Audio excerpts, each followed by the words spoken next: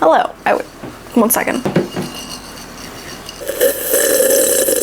Welcome back to my channel. For the past 2 weeks, I have been a victim of this thing called revenge bedtime procrastination. And if you have no idea what that is, it is basically when you get home from a long day and you decide to spend all night playing on your phone or doom scrolling until 11 p.m. and then start your homework or start whatever you need to finish. And I had kind of been doing that for the past couple weeks, and I said enough is enough. I will say that the results of this challenge really did surprise me, because when I was, looking at YouTubers, I would see all these videos of people who have crazy morning routines. People online will go to bed at 7 p.m. and wake up at 3 or 4 a.m. to be productive and do their work. However, in this video, I'm actually going to show you how I was able to be as productive as them by making just a small change. I'll show you how the week went, but I basically spent a week going to bed at 10 p.m. which surprised me and actually made a bigger difference than I thought it would. So before I get into it, make sure to like and subscribe, and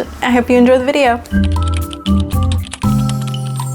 Currently 9:30 and it is, I believe, September 1st. I forget. Nope, it's September 2nd. I was wrong.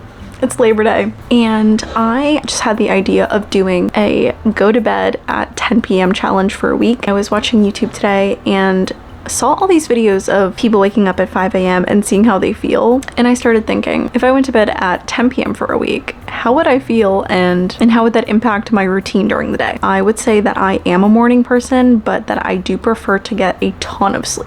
And I feel like I haven't been hitting my sleep goals recently, so I'm gonna do a week of going to bed around 10 p.m. I'm gonna try and keep it within that time. I have to go wash my hair because my hair is so, I don't know if you can tell, but it is so greasy. Holy moly. So I think I'm gonna have to try and blow dry my hair as fast as I can to go to bed at 10, because as you can tell, I have a ton of hair.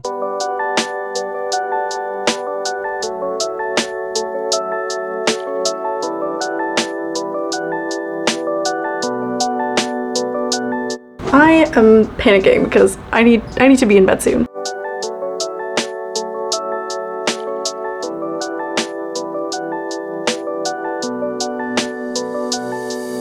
The last thing I'm using is a retinol correction cream, and I'm in my delusional mindset that a $22 cream is gonna get rid of my eye bags.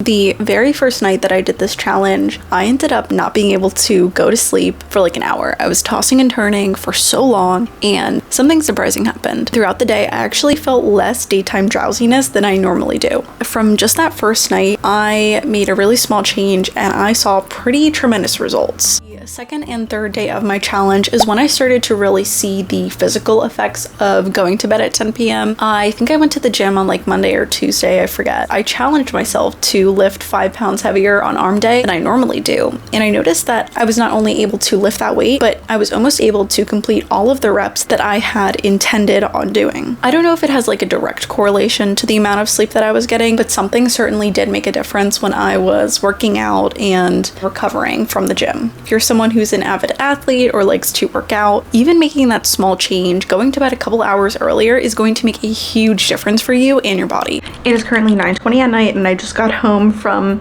my first class of jiu-jitsu, which was pretty cool. I will say it was very intimidating, but I did really enjoy it. I feel like I always crash around 2 to 3 p.m.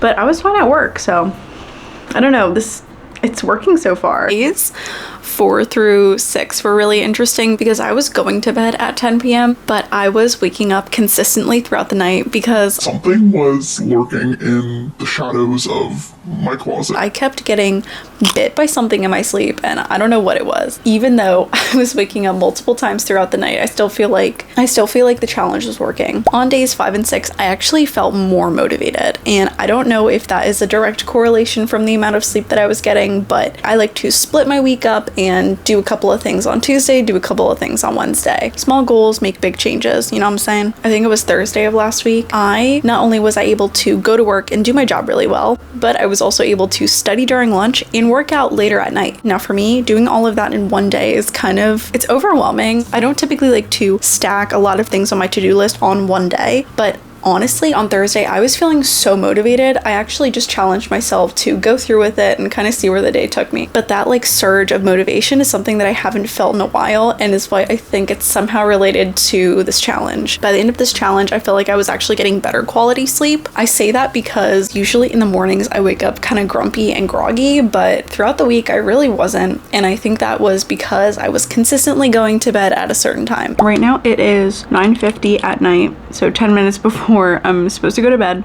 Day 7 has been interesting, but I'm glad I did this challenge because I feel like I got myself back on track for my sleep schedule. I look like a little boy right now. Feeling good, not sleeping during the day. What more can I ask for, you know? Now, I know this challenge isn't really something that is impressive, and honestly, I agree. Going to bed at 10 p.m. is not something that you should be impressed about. However, if you're someone who values consistency, and if you're someone who doesn't want a crazy morning or night routine, I think going to bed at 10 p.m. to 11 p.m. is a good sweet spot for you. It also goes to show that being consistent is so powerful, and I really, really think that if you're someone who's busy, who's an athlete, who's a student, going to bed at a consistent time is literally going to make the biggest difference for you. Even if you're still going to bed at like 11 or 12 p.m., keeping it consistent will help your body's biological clock stick to the same repetitive patterns and will make you feel better, not only in the short term, but the long term. Would I do this challenge again? Absolutely. Take this as your sign to try a different routine, see how you like it, and let me know how it goes. If you like this video, make sure to like and subscribe, and I will see you next time.